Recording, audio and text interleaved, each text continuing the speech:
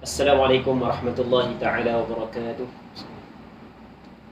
A'udzu billahi minasyaitonir rajim. Bismillahirrahmanirrahim. Alhamdulillahi rabbil alamin wassalatu wassalamu ala asyrafil anbiya'i wal mursalin wa ala alihi wa sahbihi ajma'in. Allahumma rabbi shrah li sadri wa yassir li amri wahlul 'uqdatam min lisani yafqahu qawli. Wa la hawla wa la quwwata illa billahil 'aliyyil 'azim.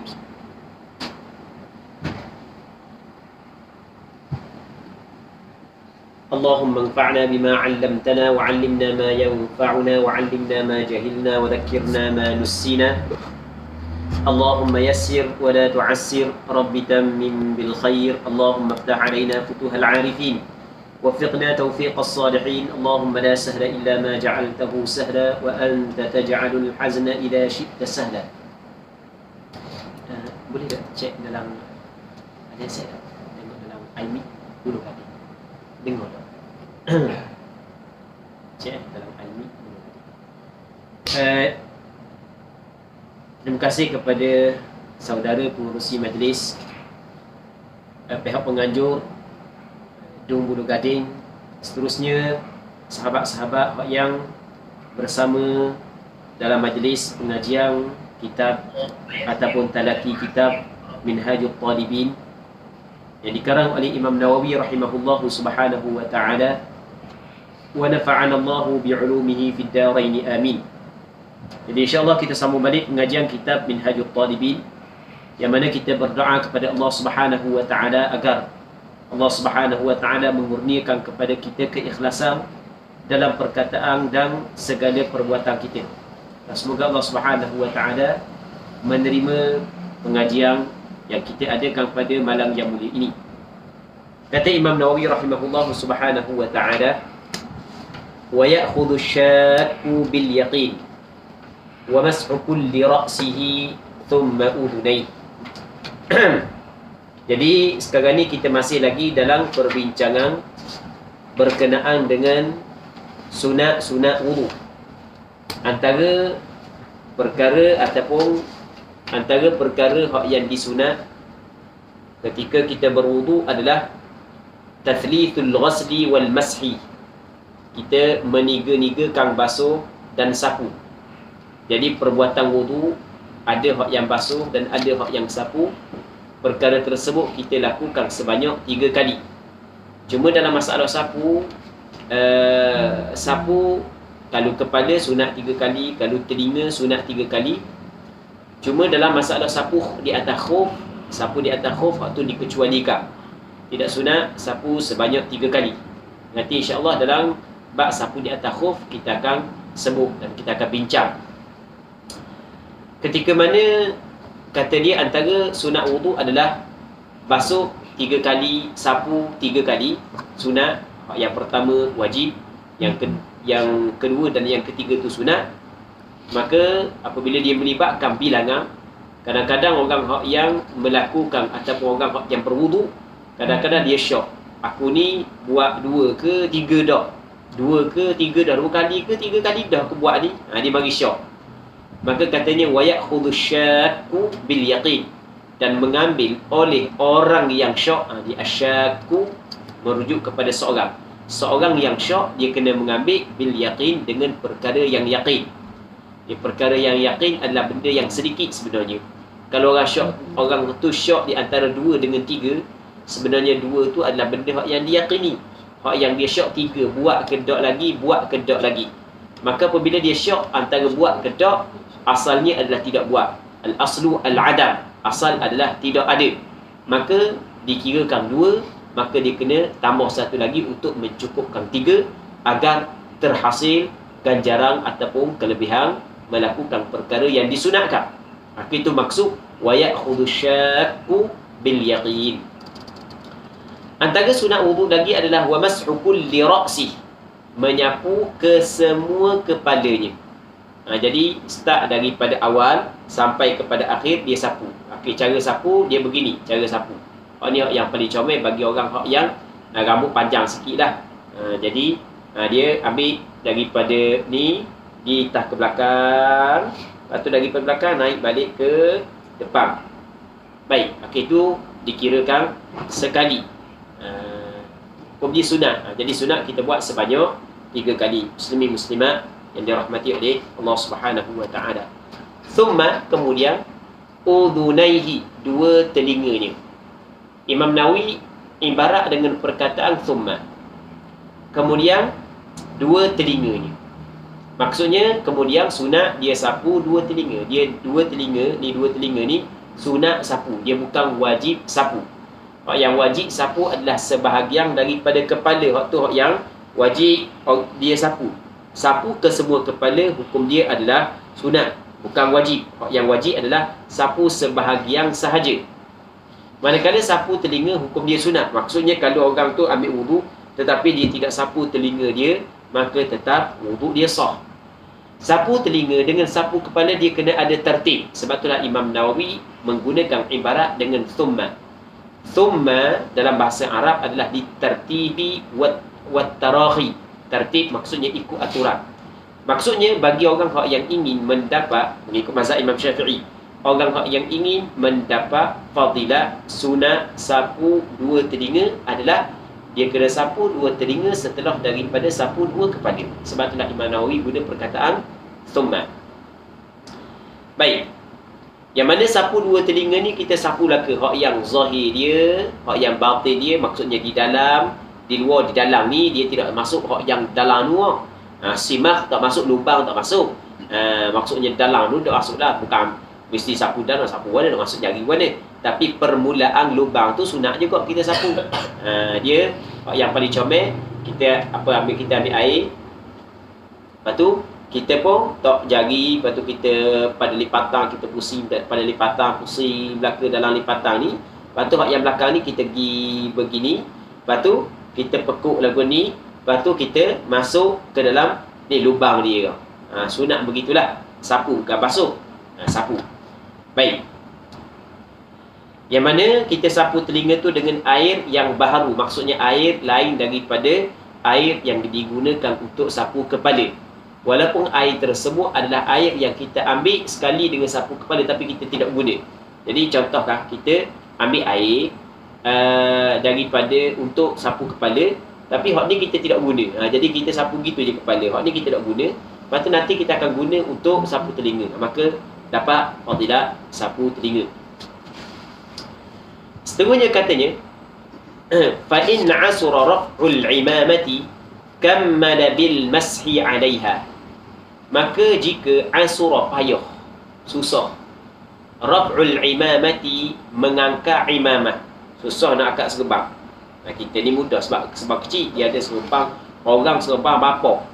Kalau di Syria, kalau orang ulama-ulama daripada negara Halab, memang serban dia besar-besar seorang-seorang. Cuba tengok mufti Syria, bapak serban dia, gitu serban dia, besar baku serban dia, memang besar sungguh. Kita kata memang besar baku sungguh serban, gitu serban dia, bapak. Baik. Jadi payahlah nak angkat, berat nak angkat, nak pakai mula. Jadi payah untuk mengangkat serban. Maka ketika tu kammala bil mas'i 'alaiha, menyempurnalah dia dengan sapu 'alaiha 'alal imamah. Jadi kita cuba faham ibarat dia. Lepas tu nanti kita akan ulang. Kalau payah untuk angkat serban. Jadi kita kabar tadi antara perkara yang disunatkan dalam berwudu adalah sapu keseluruhan kepala. Jadi bermakna kalau ada penutup di atas kepala, jadi untuk sapu ke semua kepala adalah kena buang penutup yang ada atas kepala. Tiba-tiba payah untuk pecah serban. Payah untuk pecah serban.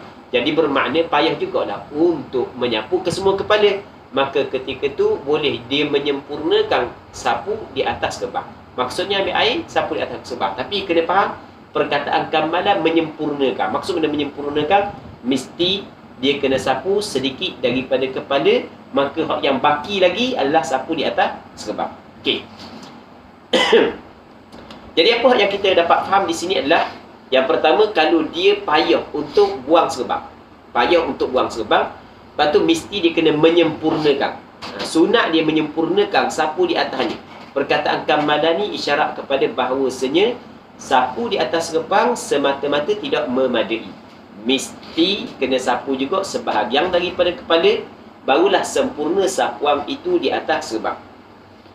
Adakah sunat sapu di atas serban bagi orang yang pakai serban hanya disunatkan ketika payah untuk pecah serban ataupun tidak disyaratkan payah? Tengok zahir ibarat Imam Nawawi dalam kitab Minhajul Talibin adalah disyaratkan payah untuk pecah serban barulah sunat sapu di atas serban. Tengok zahir ibarat dia. Tetapi hukum yang sebenar dalam mazhab Imam Syafi'i tidak disyaratkan payah untuk pecah serban.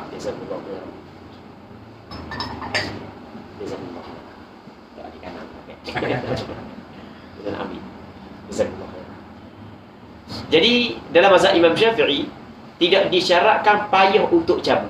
Maksudnya kalau senang nak cabut sekalipun tapi dia tak mau cabut, maka tetap disunatkan dia menyempurnakan sapuan tersebut di atas serban.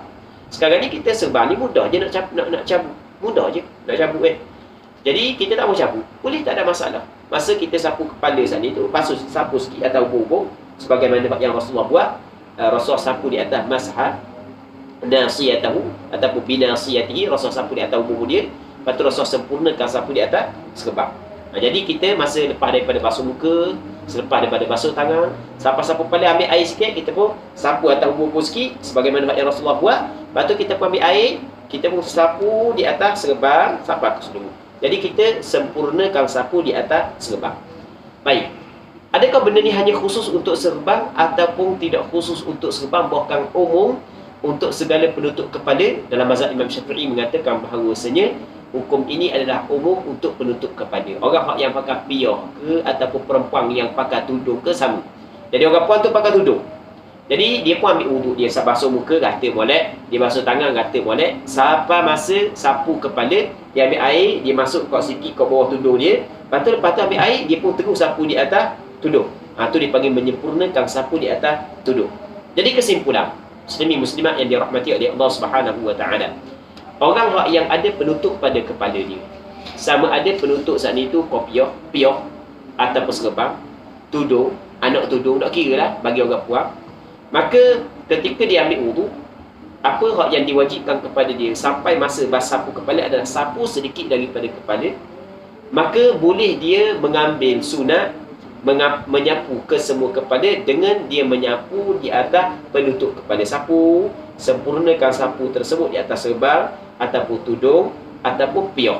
Dan benda ni pernah dibuat oleh Nabi SAW. Muslimin muslimat yang dirahmati oleh Allah Subhanahu wa taala. Antara benda yang disunatkan lagi dalam ketika kita berwudu adalah wa takhlilul lihyatil kathati, dan menyelat-nyelati. Takhlil makna menyelat-nyelati. Maksudnya menyelat-nyelati ni jari jemari kita masuk di bawah janggut kita. Masuk daripada bawah kita masuk. Menyelat-nyelati janggut al-kathati yang tebal. Kita sebelum daripada ni kita pernah belajar ataupun kita pernah cerita dah, ataupun kita pernah belajar dah daripada kitab Minhajul Talibin, kita pernah sebut dah bahawasanya janggut terbagi kepada dua, ada janggut tebal dan ada janggut nipis. Janggut tebal, muslimin muslimat yang dirahmati oleh Allah Subhanahu wa taala, apa hak yang wajib adalah basuh zahir sahaja, manakala batin di dalam tidak wajib kita basuh. Manakala janggut hak yang nipis, wajib kita kena basuh zahir dan batin. Okey, selesai. Dan ukuran tebal nipis adalah orang yang duduk di hadapan dia dalam majlis takhatub, nama dia majlis takhatub, lebih kurang dalam 1.5 meter, tidak nampak kulit yang berada pada bawah janggut tersebut, maka itu adalah janggut nipis. Jadi kalau nampak kulit maka janggut nipis, kalau tak nampak kulit maka kira janggut tebal. Gitulah. Tapi kebanyakan orang kita janggut nipis. Mereka share kita nampak tebal sikit janggut dia. Betul kan? Nampak tebal kan? Tebal. Tapi nampak nanti nampak kulit. Dia nampak kulit. Baik. Jadi kalau nak janggut nipis, maka wajib kena basuh sampai ke bawah. Kalau janggut tebal tak wajib basuh bawah. Cuma walaupun tak wajib basuh, tetap sunat menyelat-nyelati janggut tersebut agar sampai rata air sehingga di bawah janggut. Cara menyelati, ambil air, lepas tu masukkan di bawah janggut. Tu cara menyelati. Baik, ambil air, masukkan di bawah janggut.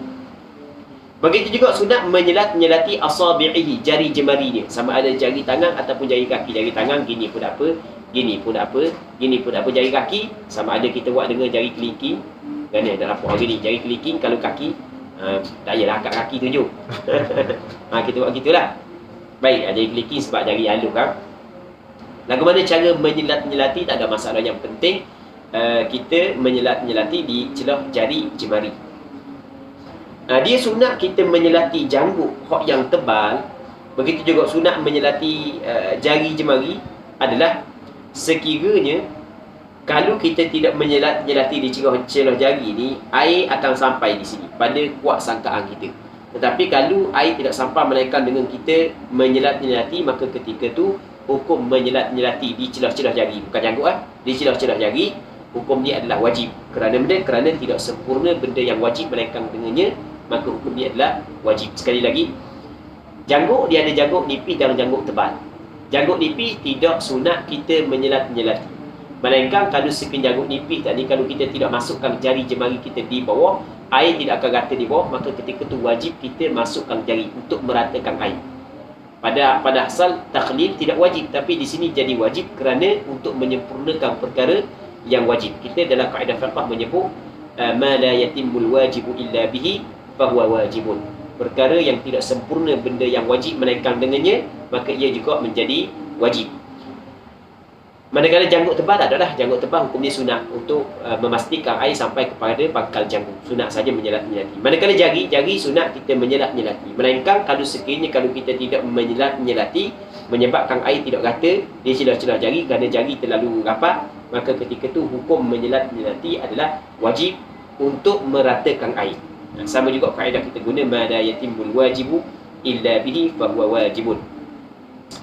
Dan antara sunat wuduk lagi adalah wa taqdimul yumna, kita mendahulukan anggota kanan. Kalau pada anggota kita ada kanan kiri, maka kita mulakan anggota kanan. Yang ada tangan kanan, anggota kanan kiri adalah tangan dengan kaki. Jadi sunat kita mula tangan kanan baru tangan kiri. Sunat mula kaki kanan, kaki kiri. Manakala muka, walaupun kita ada dua pipi kanan ada, pipi kiri ada, tetapi daripada segi pelaksanaannya tidak sunat kita basuh muka kanan tu baru muka kiri. Bukan apa yang Rasul buat, basuh sekaligus. Begitu juga telinga. Oleh kerana telinga ni walaupun ada kanan kiri, tapi tidak disunatkan kita dahulukan kanan atas hak yang kiri. Bukan sunat kita buat sekaligus. Maksudnya kalau kita buat kanan dulu, kiri dulu, tak ada masalah. Cuma tidak disunatkan kita buat kanan dulu ataupun kiri. Tak sunat lah. Nak buat tak ada masalah, tapi tidak dapat kelebihan sunat. Seterusnya, wa iqalatu ghurratih, sunat memanjangkan. Iqalah maksud dia memanjangkan. Memanjangkan dengan makna membanyakkan. Ghurrahnya, ghurrah ni adalah di asal perkataan ghurrah dengan tahjil adalah ghurrah topok putih yang ada pada dahi kuda, manakala tahjil adalah putih yang ada pada lengan kuda dan kaki kuda. Okey, dia kadang-kadang kuda tu katakanlah warna koko ataupun warna kelabu, tapi di atas dahi dia tu warna putih. Lepas tu di kaki dia ada gelang putih, kaki dia ada gelang putih, kaki dia. Bukan gelang, maksudnya warna putih tu kaki dia. Hak yang ada di muka putih tu nama dia ghurrah. Hak yang ada putih di kaki dia nama dia tahjil. Tetapi maksud dalam kitab ghurrah dan tahjil, hak tadi kita cover daripada sudut penggunaan bahasa. Tapi maksud dalam kitab ghurrah dan tahjil adalah basuhan yang lebih daripada basuhan yang diwajibkan pada wudu. Yang mana ghurrah lebih pada muka, tahjil adalah lebih pada tangan dan kaki. Perkataan ghurrah dalam istilah ulama fiqh adalah basuhan yang lebih yang dilakukan ketika kita berwudu, sama ada pada muka, tangan dan kaki. Itu makna ghurrah dan tahjil.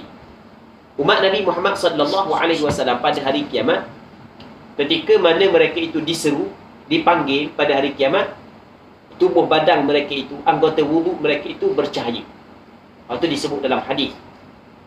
Yang pertama hadis yang dikeluarkan oleh Imam Bukhari dan Muslim, kata Rasulullah, inna ummati yud'auna yawmal qiyamati ghurran muhajjalina min atharil wudu. Sesungguhnya umatku dipanggil pada hari kiamat dalam keadaan anggota-anggota wudu mereka, muka, tangan, kaki bercahaya-cahaya dari kerana kesan wudu. Maka kata Abu Hurairah, faman istata'a minkumul minkum an yutila ghurratahu wa tahjilahu falyaf'al. Sesiapa hak yang mampu untuk memanjangkan ghurrahnya dan tahjilnya, maka hendaklah dia buat. Dekat dengan faman istata'a minkumul ba'ata falyatazawwaj. Dekat atau mak nikah. Jadi kata Abu Hurairah, dia sebenarnya dalam hadis tidak dijelaskan. Ini perkataan Abu Hurairah. Pada zahirnya adalah perkataan Rasulullah. Tetapi ada satu riwayat menyebut bahawasanya perkataan tersebut adalah perkataan Abu Hurairah. Sebab itulah ada sebagian ulama hadis mengatakan bahawasanya faman istata'a minkum an yutila ghurratahu wa tahjilahu falyaf'al adalah kalam mudraj daripada kalam Abu Hurairah di dalam kalam Nabi sallallahu alaihi wasallam. Maksudnya, sesiapa yang mampu untuk membanyakkan ghurrahnya dan tahjilnya, maka hendaklah dia buat.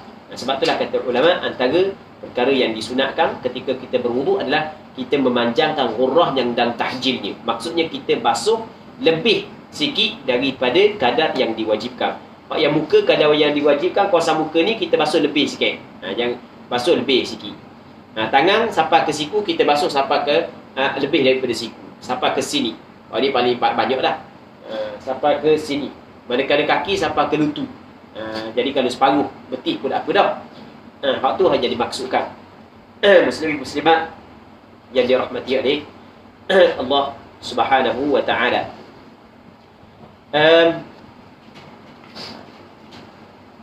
Seterusnya kata dia lagi, wal muwalatu, antara sunat wudu adalah muwalah. Muwalah ni makna bertumbuk-tumbuk. Maksud bertumbuk-tumbuk di sini adalah jangan ada senggang masa yang lama di antara satu basuhan dengan basuhan yang lain, di antara satu sapuang dengan satu sapuang yang lain, di antara basuhan dengan sapuang, di antara sapuang dengan basuhan. Jangan ada perceraian yang lama. Kadar perceraian yang lama adalah kalau sekiranya anggota kita sederhana, tak panas sangat, tak sejuk sangat, cuaca pun sederhana, maka tidak sempat kering anggota yang sebelum, kita terus basuh anggota yang berikutnya. Jadi kalau sampai kering dah anggota yang sebelum, baru sambung basuh yang kedua, maka ketika tu tidak ada mualat. Jadi tak sunatlah buat gitu. Sunat kita buat selalu tanpa ada perceraian yang lama di antara di celah-celah basuhan ataupun sapuan. Dia mualat hukum dia sunat selain daripada daimil hadas. Orang hak yang daimul hadas, sama ada lelaki ataupun perempuan, mualat bukan hukum dia sunat, bahkan hukum mualat adalah wajib. Kita mualat kadang-kadang sunat, kadang-kadang wajib. Kebiasaannya sunat bagi orang hak yang tidak bermasalah. Tetapi kalau orang yang bermasalah, mualat bukan lagi sunat, bahkan hukum dia adalah wajib. Sebab itulah dalam kitab Matan Safinatun Najah disebut wal muwadatu wa dukhulul waqti wal muwalatu lidaimil hadath. Benda masuk waktu dan mualat bagi orang yang berkekadang hadas. Katanya wa aujabahal qadim, dan telah mewajib akan dia akan mualat oleh qadim, oleh kaul qadim. Jadi kaul qadim mewajibkan mualat, manakala kaul jadid tidak mewajibkan mualat. Pandangan mu'tamad tidak wajib mualat. Kerana Abdullah bin Umar pernah mengambil wudu di pasar. Dia basuh muka, basuh tangan, sapu kepala, siapa masuk kaki, dia basuh kaki. Dia pergi di masjid, lepas tu baru dia basuh kaki di masjid. Jadi menunjuk bahawasanya mualat itu tidak disyaratkan. Jadi adakah mualat diwajibkan ataupun tidak? Ulama berbeza pandangan, sehingga dalam mazhab Imam Syafi'i sendiri, pandangan mu'tamad dalam mazhab Imam Syafi'i, iaitu qaul jadid bagi mazhab Imam Syafi'i, bahawasanya mualat hukum dia adalah sunat. Namun pandangan yang kedua, iaitu qaul qadim, mengatakan mualat adalah wajib. Namun bagi orang yang tidak melakukan mualat kerana ada keuzuran, itu jelas dimaafkan. Walaupun mengikut qaul qadim, dimaafkan. Tak ada masalah. Dan awak-awak ada keuzuran. Muslimin muslimat yang dirahmati oleh Allah Subhanahu Wa Taala. Contoh keuzuran lah ke mana? Tengah-tengah dia ambil wudu, tiba-tiba air habis. Dia kena pergi cari air. Okey, mungkin cari air, pergi jumpa air pula dalam masa 5 minit. Okey, waktu ada keuzuran. Waktu tidak menjadi masalah. Setengahnya watar kul isti'anati wan nafdhi. Antara sunat wudu adalah meninggal isti'anah. Meninggal minta tolong. Dia minta tolong dalam kita berwudu, dia ada beberapa pembahagian. Yang pertamanya minta tolong dalam mendekatkan air. Taqribul ma', mendekatkan air. Air duduk jauh, minta tolong buat bagi. Macam ambil air sikit ni, nak wudu sikit, ambil air tu, tak depan ni sikit. Tolong angkat air, bagi sini. Air tak ada ni, cuba buka ke air. Kalau orang pakai mesin kan, cuba buka ke air. Okey, tu dipanggil minta tolong mendekatkan air. Yang keduanya adalah minta tolong bukan mendekatkan air, tapi minta tolong untuk cuuh air, jigu, sabbul ma', minta tolong jigu. Dia basuh diri. Dua. Yang ketiganya minta tolong bukan jigu, minta tolong basuh dulu. Cuuh, lepas tu tolong ambil wudu lah. Gonyok-gonyok sikit muka. Kawan ni cuuh, kawan ni gonyok. Okey, tu minta tolong mengambil wudu. Maka sebaik-baiknya adalah elokkan perkara tersebut. Hak yang minta tolong tuang air, minta tolong basuh anggota, hak tu sunat kita elokkan. Manakala minta tolong dekat air, dekatkan air, hukum dia adalah harus. Sebab benda tu perkara biasalah. Kita minta tolong orang buat mari air, hak tu perkara biasa. Baik, muslimin muslimat yang dirahmati oleh Allah Subhanahu wa taala. Cuma minta tolong, meninggal minta tolong, cuang air, cuuh air, jiru air, hukum dia sunat. Tapi kalau kita minta sekalipun, dia tidak dah sampai makruh. Dia hanya dalam kategori khilaful aula. Khilaful aula ni tak comel buat lagu tu, tapi tidak sampai kepada makruh, tidak berat seperti makruh. Tapi kalau sampai kepada tahap suruh orang basuh tanpa sebarang keuzuran, suruh orang berwuduk dulu. Mu tolong wudu aku dah saja basuh muka aku, tu basuh tangan aku, kepala pula, kaki tu kaki tu, celah-celah jari tu sikit kuku bawah kuku kita tolong agak je orang raja kan, sebagai contoh. Maka hukum dia adalah makruh. Tinggal perkara tersebut sunat, buat perkara tersebut hukum dia makruh. Sebab dia makruh kerana kita telah mendahulukan orang lain di dalam hal ibadat. Sedangkan mendahulukan orang lain dalam hal ibadat, hukum dia adalah makruh. Al-itharu bil qurabi makruh. Mengutamakan orang lain dalam hal perkara yang dapat mendekatkan diri kepada Allah, hukum dia adalah makruh. Seterusnya antara perkara yang disunatkan lagi, dia ada lagi, bukan makruh, bukan wajib. Wajib minta tolong bagi orang yang tidak mampu berwuduk melainkan dengan pertolongan orang, maka wajib dia kena minta tolong. Jadi minta tolong isti'anah dalam berwuduk ada kala harus. Contoh, minta orang dekatkan air duduk jauh, suruh bagi air, hukum dia adalah harus, tidak makruh, tidak khilaful aula. Yang keduanya adalah minta tolong supaya orang tuang air, kita ambil wuduk, orang jiruh je, maka hukum dia adalah khilaful aula, tapi tidak makruh, sunat kita tinggalkan. Yang ketiganya adalah minta tolong orang ambil wuduk terus, maka waktu sunat kita tinggalkan. Kalau buat, hukum dia makruh. Yang keempatnya adalah minta tolong supaya untuk orang berwuduk kita ketika kita tidak mampu berwuduk dengan sendiri, maka hukum dia adalah wajib. Kerana wuduk adalah syarat sah sembahyang. Sembahyang diwajibkan kepada kita, maka diwajibkan kita berwuduk. Tidak mampu untuk kita berwuduk melainkan dengan minta tolong orang lain, maka ketika itu minta tolong orang lain juga hukum dia adalah wajib. Ma la yatimul wajibu illa bihi fahuwa wajibun. Perkara yang tidak sempurna benda yang wajib melainkan dengannya, maka ia adalah juga wajib. Antara perkara yang disunatkan lagi adalah wan nafdhi, atas pada al-isti'anah, meninggalkan nafd. Nafd ni maksudnya getak. Lepas daripada kita ambil wudu, kita getak tangan yang ada air. Kalau ada keuzuran, waktu tak ada masalah. Hak ni tak ada sebarang keuzuran, saja je getak, maka hukum dia adalah tak comel. Sunatnya tinggalkan getak. Sebab dia sunat tinggalkan getak, sebab kalau kita getak, orang terlalu kata getak. Kalau kita getak ni seolah kata kita ni tidak suka kepada ibadah. Masa tak suka kepada ibadah, getak. Tak suka kepada ibadah. Maka sebab itulah tak comel. Macam kita kata sentuh dua orang, teruk, pergi basuh tangan. Jadi teruk sangat aku, pembawa weru sangat aku ni, sampai ke basuh tangan lalu. Sebagai contoh kan.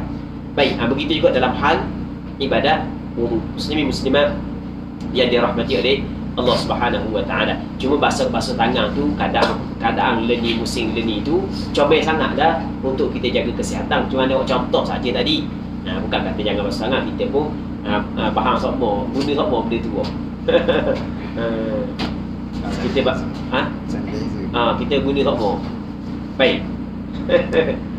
Wa kadha tanshifu fil asah. Dan seperti ini at-tanshif. Tanshif ni maksudnya adalah lap dengan kait wala. Fil asah, mengikut kaul asah. Jadi sunatnya jangan lap lah. Jangan lap. Cuma masalah lap boleh ke tak, ulama berbeza pandangan lah. Ada sebahagian daripada ulama mengatakan sunat tidak lap. Ada sebahagian ulama kata tak apa, lap pun tak ada masalah. Bukan sunat tak lap. Ia tak ada. Maksudnya tidak lap saat itu bukan sunat. Ada setengah kata sunat tidak lap, ada setengah kata sunat tidak lap. Maksudnya biarkan begitu. Lak tu dah sunat lah. Tu sebagian ulama. Ni masalah yang berlaku khilaf yang kita cerita tadi, ketika tidak ada sebarang keuzuran. Kalau ada keuzuran, maka tak ada masalah, boleh kita lak. Sebagai contoh, kita duduk di negara yang ada 4 musim sejuk. Macam ke di South Africa ada musim sejuk kan. Jadi musim sejuk, contoh kalau kita musim sejuk, Allah Rabbi ada salji pula, main air duduk di anggota, kalau duduk lagu tu boleh membawa kepada mudarat, boleh bawa kepada mudarat, sakit dan seumpamanya. Maka ketika tu cobalah kita lap. Tu sebab ada keuzuran. Wa yaqulu ba'dahu, dan berkatalah ia selepas daripada wudu. Sunat dia kata asyhadu an la ilaha illallah wahdahu la syarika lah wa asyhadu anna muhammadan abduhu wa rasuluh. Baik. Dia sampai sini ni hadis riwayat Imam Muslim. Hadis disebut dalam riwayat Imam Muslim. Kata Nabi sallallahu alaihi wasallam dalam hadis yang diriwayat oleh Imam Muslim, man tawadda'a faqala asyhadu an la ilaha illallah wahdahu la syarika lah wa asyhadu anna muhammadan abduhu wa rasuluh. Sesiapa yang berwudu, lepas daripada berwudu, dia pun kata, aku bersaksi tidak ada Tuhan melainkan Allah, tiada ada sekutu baginya, dan aku bersaksi bahawa Nabi Muhammad itu adalah hamba-Nya dan pesuruh-Nya. Kata Nabi sallallahu alaihi wasallam, futihat lahu abwabul jannati thamaniyah yadkhulu min ayyiha sya. Allah Subhanahu wa taala akan buka baginya pintu-pintu syurga yang 8 yang dia dapat masuk daripadanya, daripada mana-mana pintu yang dia kehendaki. Baik. Lepas tu, Allahumma ja'alni minat tawabin. Ya Allah, jadilah olehmu akan daku. Ya Allah, jadikanlah aku ini minat tawabin, daripada orang-orang yang banyak bertaubat. Waj'alni minal mutatahhirin, dan jadikan olehmu ya Allah akan daku ini daripada orang yang bersuci, daripada orang-orang yang bersuci. Ini dalam riwayat Imam Tirmidzi. Subhanakallahumma wa bihamdik asyhadu an la ilaha illa ant astaghfiruka wa atubu ilaik. Ini disebut dalam riwayat Imam Hakim An-Naisaburi dalam kitab Mustadrak ala Sahihain. Jadi pendek kata gabungan daripada beberapa hadis dan ucapan yang kita baca tadi start daripada asyhadu an la ilaha illallah wahdahu la syarikalah sampai ke astaghfiruka wa atubu ilaik adalah gabungan daripada beberapa hadis. Kata Imam Nawawi rahimahullah subhanahu wa ta'ala, wa hadaftu du'a al-a'dha'i id la aslalah. Aku telah membuat doa anggota, doa yang dibaca pada setiap anggota wudu. Aku buat. Maksudnya, kitab Minhajul Talibin adalah ringkasan daripada kitab Muharrar. Yang mana dalam kitab Muharrar ada doa yang dibaca pada ketika mengambil wudu. Ketika berkomor ada doa dia, ketika masuk air ke hidung ada doa dia, masa basuh tangan ada doa dia, basuh muka ada doa dia, basuh tangan, sapu kepala, basuh kaki, semua ada doa dia. Dia ada doa dia. Baik. Ketika basuh dua pergelangan tangan, doa dia, Allahumma hfaz yadayya min ma'asika kulliha. Ya Allah, jagalah dua tanganku ini daripada melakukan maksiat kepadamu. Baik, ketika kamu Allahumma a'inni ala dzikrika wa syukrika, ya Allah bantulah aku untuk mengingatimu dan bersyukur kepadamu. Basuh-basuh muka, Allahumma bayyid wajhi yawma tabyaddu wujuhun wa taswaddu wujuh. Ya Allah, putihkanlah, cerahkanlah mukaku pada hari cerah beberapa muka dan gelap beberapa muka yang lain. Ketika basuh tangan, Allahumma a'tini kitabi bi yamini wa hasibni hisaban yasira. Ya Allah, berilah kepadaku kitab aku, buku surat amalanku dengan tangan kananku, dan hisablah aku dengan hisab yang mudah. Masa basuh tangan kiri, baca Allahumma la tu'tini kitabi bishmali wa la min wara'i dhahri. Ya Allah, janganlah memberi kitab aku, buku surat amalan aku dengan tangan kiri aku, dan jangan juga daripada belakang aku. Baik. Jadi doa itu doa yang dibaca pada ketika kita membasuh anggota wudu. Yang mana kata Imam Nawawi, doa itu aku buat, aku tidak letak dalam kitab Minhajul Talibin. Sebab dia la asla lahu, kerana tidak ada asal baginya, bagi doa tersebut. Tidak ada asal dalam kitab hadis. Baik, muslimin muslimat yang dirahmati oleh Allah Subhanahu wa taala. Dan doa-doa tersebut semuanya diriwayat melalui jalur sanad yang bermasalah. Semua doa tersebut diriwayat melalui asar yang bermasalah.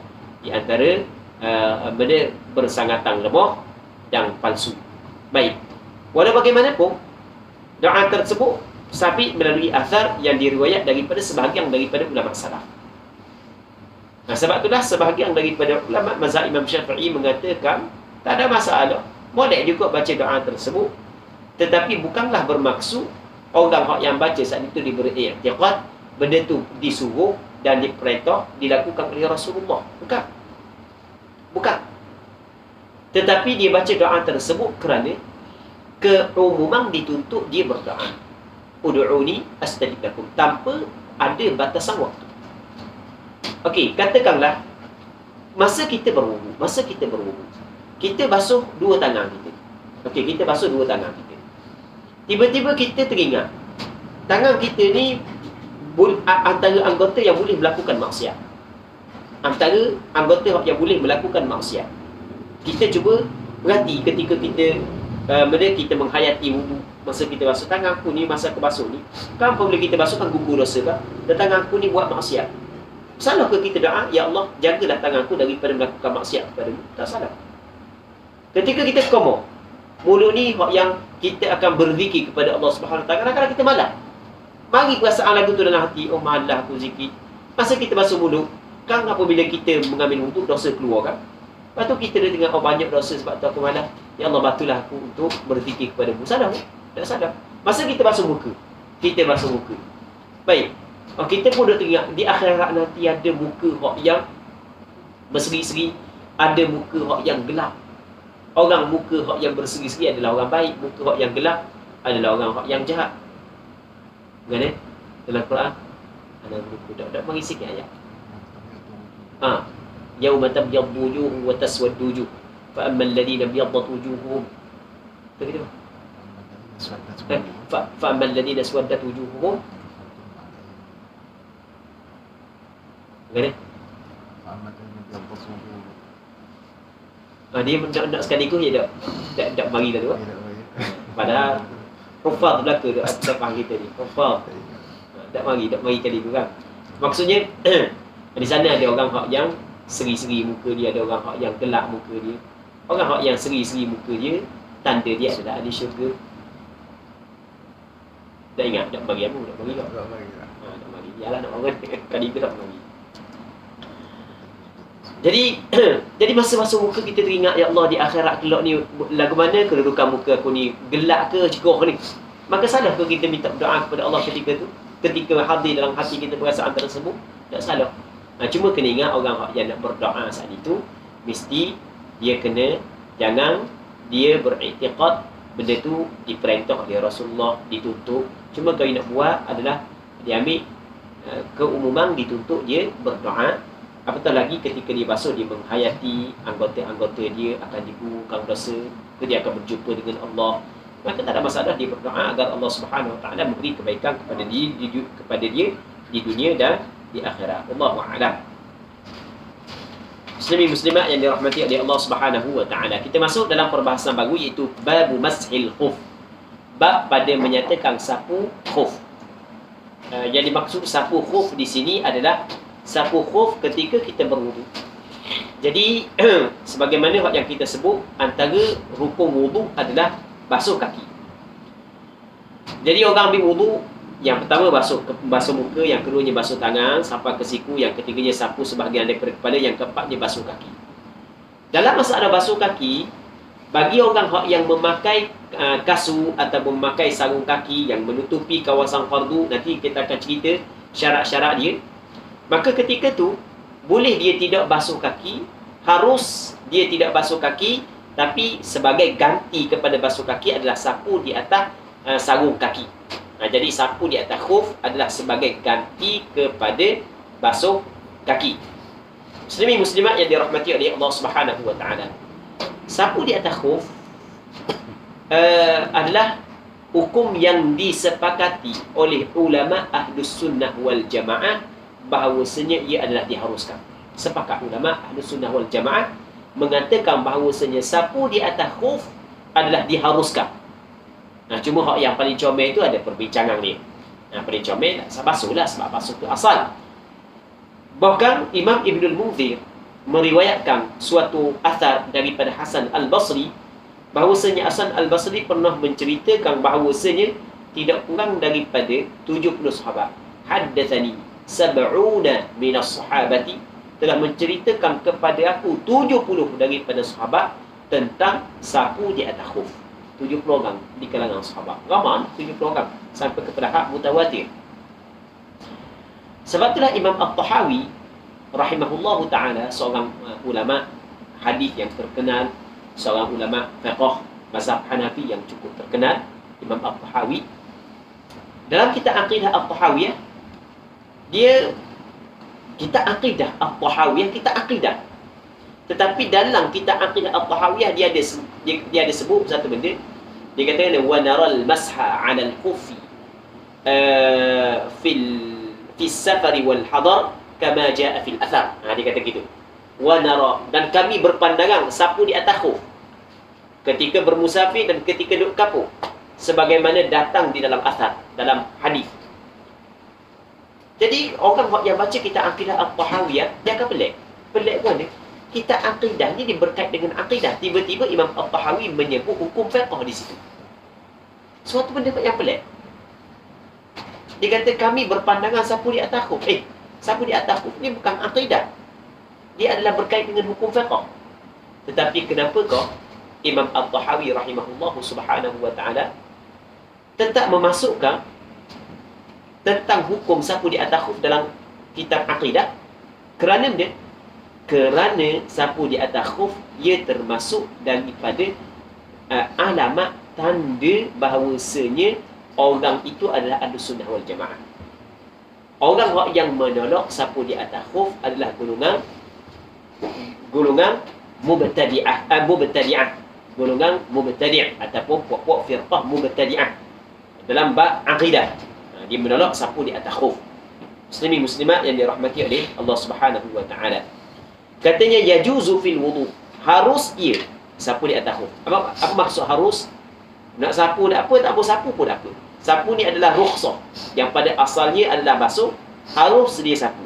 Mana afdal di antara sapu dengan basuh? Yang afdal adalah basuh, kerana basuh kaki itu adalah asal, manakala sapu adalah ganti daripada basuh. Melainkan bagi orang yang rasa keberatan untuk mengamalkan sunnah. Tak sedap sapu di atas khuf main tak sedap gitu. Main tak sedap sapu di atas khuf, dia pakai khuf dia rasa tak sedap. Rasa tak sedap, dok rasa sapu di atas kaki. Okey, bagi dia afdal dia sapu di atas khuf. Kerana dia rasa tidak sedap dengan melakukan sunnah Rasulullah, maka lebih afdal bagi dia adalah sapu di atas khuf. Harus ia sapu di atas khuf fil wudu, pada berwudu. Jadi bermakna pada mandi wajib tidak harus sapu di atas khuf dengan kesepakatan ulama. Jadi kalau orang tu pakai khuf tiba-tiba dia berjunub, masa dia mandi wajib mesti dia kena pecah khuf agar dia dapat basuh kaki dia. Baik. Harus Kena ingat masalah sapu di atas khuf, hukum dia harus. Sapu di atas khuf, dia tidak disyaratkan negara yang ada musim sejuk. Sebab ada setengah orang, ada setengah dia katakan kat kita tak ada sapu di atas khuf sebab kat kita tak ada sejuk pun. Untuk negara yang ada musim sejuk saja boleh sapu di atas khuf. Itu salah. Sebenarnya rukhsah sapu di atas khuf tidak disyaratkan ketika kita sejuk. Rasulullah duduk di Madinah. Madinah dia ada musim sejuk dan musim panas.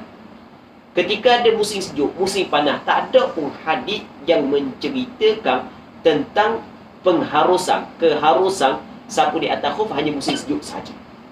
Baik, sebab itulah salah sama sekali membataskan keharusan sapu di atas khuf hanya musim sejuk.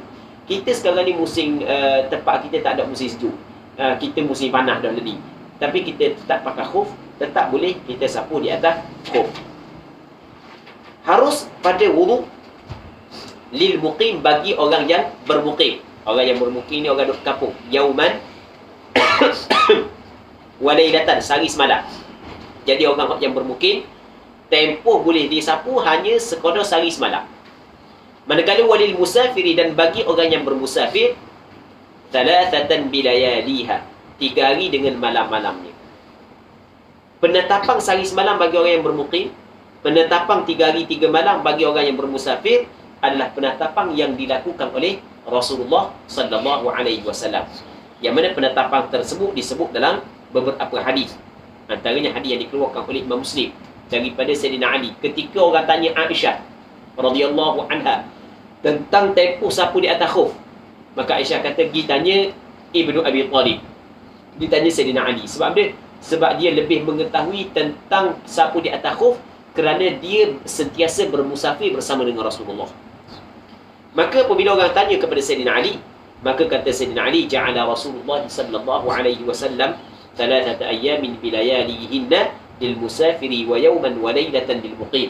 Rasul telah menjadikan 3 hari 3 malam untuk orang yang bermusafir dan sehari semalam untuk orang yang bermukim.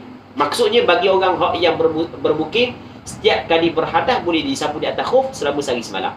Cukup sehari semalam, batal dah sapu, mesti dia kena pecah, ambil wuduk macam biasa, sampai masa basuh kaki, pakai balik khuf, lepas tu boleh sehari semalam pula. Manakala orang yang bermusafir, dia 3 hari 3 malam. Maksudnya 3 hari 3 malam, selama 3 hari 3 malam dia ambil wuduk, sampai masa basuh kaki, dia sapu je di atas khuf. Sampai masa basuh kaki, dia sapu je di atas khuf. Ambil wuduk macam biasalah. Cuma masalah basuh kaki je. Sampai masa basuh kaki, dia pun sapu di atas khuf. 3 hari 3 malam. Cukup 3 hari 3 malam, kena ambil wuduk macam biasa. Sampai masa basuh kaki, kena basuh kaki. Tak boleh sapu di atas khuf sebab cukup dah 3 hari 3 malam. Lepas tu pakai khuf semula. Lepas tu baru boleh 3 hari 3 malam balik. Okey, itu maksud dia. Orang bermukim sehari semalam. Manakala orang bermusafir 3 hari 3 malam. Yang mana sehari semalam dan 3 hari 3 malam dikirakan daripada mana permulaan tempoh tersebut? Adakah dikirakan daripada pakai khuf, ataupun daripada berhadas, ataupun daripada sapu? Katanya minal hadathi ba'da lubsin, daripada hadas selepas daripada pakai. Itu pengiraan sehari semalam. Daripada berhadas, bila dia berhadas itu dimula. Mula pengiraan sehari semalam. Sebagai contoh, katakanlah kita kata dia tu ambil wuduk dalam pukul 8 pagi. Okey, dia ambil wuduk pukul 8 pagi, dia pun pakai khuf. Pakai khuf dalam pukul 9 pagi. Masa dia pakai khuf, dia ada wuduk lagi. Okey, 8 pagi, 9 pagi. Lepas tu dia ketuk, dia berhadas pukul 12 pagi. 12 tengah hari. Okey, 8 pagi pakai khuf. 8 pagi dia berwuduk. 9 pagi dia pakai khuf. Pukul 12 dia berhadas. Maka permulaan kiraan sehari semalam adalah daripada pukul 12. Bukan daripada pukul 8, bukan daripada pukul 9. Start daripada pukul 12 hari tu hingga ke pukul 12 esok, selama tu dia boleh sapu di atas khuf. Maksudnya kalau dia ambil wuduk, cukup dia sapu di atas khuf saja sampai masa basuh kaki. Muka macam biasalah basuh, tangan macam biasa, kepala sapu macam biasa. Sampai basuh kaki, dia sapu di atas khuf saja selama sehari semalam. Okey. Muslimin muslimat yang dirahmati oleh Allah Subhanahu wa taala. Cuma selagi hak ni kita kena sebut juga dalam masalah orang yang bermukim sehari semalam, orang yang bermusafir kira 3 hari 3 malam. Dia bermusafir ni, dia kira masa dia ambil wuduk ke, ataupun masa dia pakai khuf ke, ataupun masa dia sapu. Okey, boleh faham kan? Kira bermusafir dengan bermukim, kata ulama, kira masa dia sapu. Kalau dia pakai khuf, dia kapur. Tapi dia berhadas di kapur. Dia berhadas di kapur. Lepas tu dia sapu ketika dia bermusafir. Okey, boleh. Dia sapu ketika dia bermusafir. Maka ketika tu kena kira bermusafir. Sebab sapu tu adalah permulaan ibadah. Dia kena kira pada ibadat dia. Bukan pada ketika pakai khuf. Tu benda yang penting, yang perlu kita kena tahu. Baik. Dia hadas, kalau ketuk tak apa, jelas lah. Kalau begok kecil, jelas lah. Kalau tidur kadang-kadang 3 jam, kadang-kadang 4 jam tidur, kadang-kadang 5 jam. Okey, masalah tidur ni kena ambil permulaan tidur ke penghujung tidur. Maksudnya bermula pengiraan sehari semalam ni daripada hadas ni, daripada permulaan hadas ke daripada sempurna hadas. Okey, kata ulama min tamamil hadas, daripada sempurna hadas. Jadi kalau orang tu kecil, dia kecil 5 minit dia kecil. Oh, banyak dia minum air. 5 minit dia kecil. Okey, adakah pada permulaan keluar kecil ataupun pada penghujung kecil? Pada penghujung kecil. Permulaan kira sehari semalam. Kalau dia tidur 2 jam, maka kira selepas daripada sempurna dia tidur, bangun daripada tidur, masuk dah waktu sapu, maka itu permulaan pengiraan. Maka permulaan pengiraan start daripada di situ. Itu maksudnya minal hadathi ay min tamamil hadathi ba'da lubsi, selepas daripada pakai. Seterusnya fa'in masaha hadaran, maka jika sapu, ia sapu ketika hadir, ketika duduk kapur. Tadi kita cerita dah kan. Sekiranya dia sapu ketika duduk kapur, maksudnya dia pakai, lepas tu dia pakai khuf, lepas tu tiba-tiba dia berhadas, dia pun sapu, dia ambil wuduk, lepas tu dia sapu ketika duduk kapur, maka ketika tu kata dia thumma safara, kemudian dia bermusafir. Dia sapu ketika dia duduk kapur, kemudian dia bermusafir. Dah jawab lagi, aw akasa, ataupun sebaliknya, ataupun sebalik.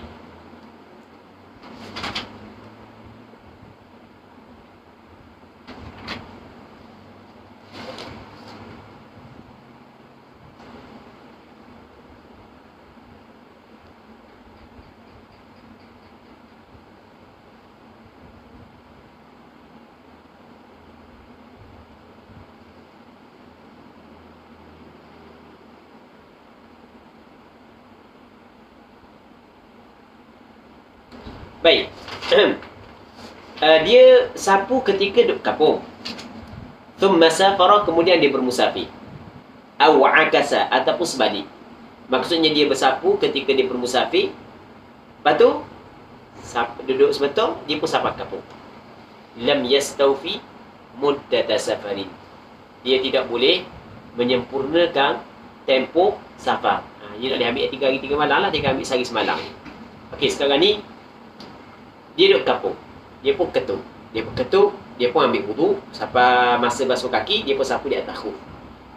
Sejam, dia pun bermusafir. Jadi, dia tetap kena ambil sehari semalam. Sebab dia sapu ketika duduk kapur. Okey. Orang ni, dia bermusafir. Okey, dia pun ambil wuduk, dia pun sapu di atas khuf. Dia boleh 3 hari 3 malam. Duduk sebentar, dah cukup 3 hari 3 malam, sampai kapur. Dia kena ambil sehari semalam. Maksudnya, dia kena ambil sehari semalam. Maksudnya adalah, kalau nak cukup lagi sehari semalam, cukup sehari semalam. Kalau lebih daripada sehari semalam dah, tidak cukup sebanyak 3 hari. Sampai je kapur, habis dah masa sapu. Okey, itu maksud dia. Wa syartuhu, dan syaratnya, syarat al-mas 'alal khuf. Okey, untuk malam ni kita berhenti sini dulu, habis dah masa kita.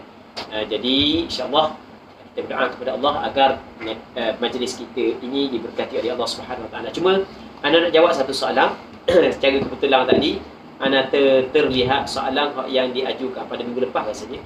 Soalan yang diajukan oleh sahabat ana Al-Fadhil Ustaz Wa Yusriza hafizahullah Subhanahu Wa Taala, yang mana pada minggu lepas kita bincang, antara benda yang kita bincang adalah sunat wudu adalah at-tasmiyah.